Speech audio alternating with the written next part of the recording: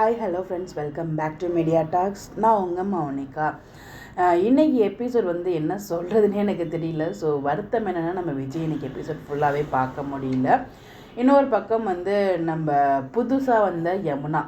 So அவங்க சொல்லுவாங்களா சொல்ல மாட்டாங்களா அப்படிங்கிற டவுட் நம்ம எல்லாருக்குமே இருந்துச்சு. பட் ஆனால் எபிசோடில் சொன்ன மாதிரி காமிக்கும்போது என்னடா இது, அவங்க எபிசோடுக்கு கீழே ஒரு டிஸ்கிரிப்ஷன் கொடுப்பாங்களே, அப்போவே போட்டுட்டாங்க யமுனா ஒரு கன்ஃபியூஷன் ஸ்டேட்டில் இருக்காங்க அப்படின்னு சொல்லிட்டு. அப்படிங்கிறப்ப எப்படி எபிசோடில் சொல்லிட்டாங்க அப்படிங்கிற மாதிரி தான் அங்கே கண்டென்ட்டே கொடுத்துருக்கணும், ஹெட்டிங்கு.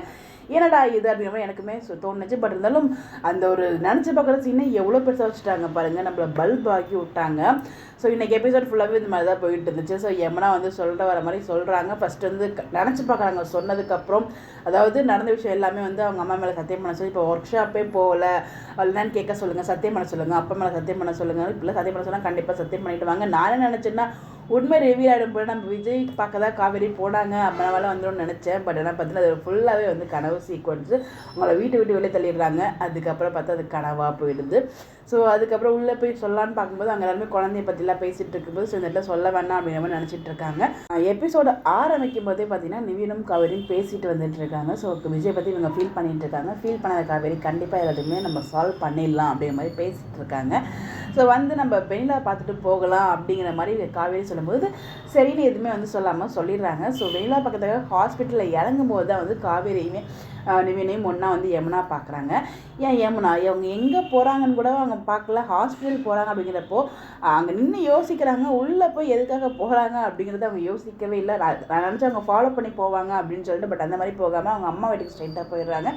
இப்போ வெண்ணிலாவை போய் பார்க்குறாங்க. காவேரியும் நம்ம நிவினும் எந்த ஒரு இம்ப்ரூவ்மெண்ட்டுமே இல்லை. ஸோ டாக்டர் சொல்லியிருக்காங்க, அவனால் வந்துடுறாங்க. ஸோ அப்புறம் ஸ்ட்ரைட்டாக தான் நம்ம யமுனாவை காமிக்கிறாங்க. அதுக்கப்புறம் காவேரியும் நிவினும் இறங்குறாங்க. அப்போ யமுனாவுமே கரெக்டாக வெளியில் வராங்க. ஸோ இதெல்லாம் ஓகே. நிவின் எனக்கு வேலை இருக்குது அப்படின்னு சொல்லிட்டு வீட்டுக்குள்ளே கூட வராமல் கிளம்புறாரு. அப்போ அவங்க கூட தான் வருவேங்கிற மாதிரி அடம் பிடிச்சி சண்டை போடுறதுக்காகவே யமுனா நிவின் கூட போகிறாங்க. ஸோ நிவின்மே பயப்படுறாங்க. நம்ம காவேரியுமே வீட்டுக்கு வந்துடுறாங்க. எல்லாருமே ஹாப்பியாக ஃபீல் பண்ணிகிட்டு இருக்காங்க. ஸோ நாளைக்கு ப்ரிவியூவில் பார்த்தீங்கன்னா பாட்டி காவேரியோட வயிற்றை பார்த்துட்டு என்னடி உண்மையாக இவ தான் உண்மையிலே மாசமாக இருப்பாளோ அப்படிங்கிற மாதிரி சொல்கிறாங்க. என்னடா இது இன்றைக்கி எபிசோட சொல்ல மறந்துட்டேன். நம்ம யமுனாவுக்குமே சாரி கங்காவுக்கு வயிறு பெருசாக இருக்குது அப்படிங்கிற மாதிரி பேசிகிட்டு இருக்கும்போது நம்ம காவேரிக்குமே தெரிய வந்துடுமே நான் நினச்சேன். பட் ஆனால் நாளைக்கு ப்ரிவியூவில் ஆட்டோமேட்டிக்காக அந்த சீனை கொண்டு வந்துட்டாங்க. எங்கே போய் முடிய போகுதோ தெரியல.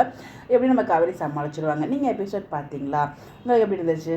இன்றைக்கி எபிசோட் என்னை பொறுத்த வரைக்கும் விஜயை பார்க்காம கொஞ்சம் வருத்தம் தான். ரொம்ப நல்லா இருக்குன்னு சொல்ல முடியாது, ஓகேவா போச்சு. உங்களுக்கு கருத்துக்கள் நீங்கள் நினைக்கிறீங்க? எபிசோட் பார்த்தீங்களா? உங்களுடைய கருத்துக்களும் கமெண்ட்டில் ஷேர் பண்ணுங்கள். இந்த மாதிரி எப்படி தெரிஞ்சுக்கலாம் நம்மளோட சேனலை ஃபாலோ பண்ணிக்கோங்க. Bye bye.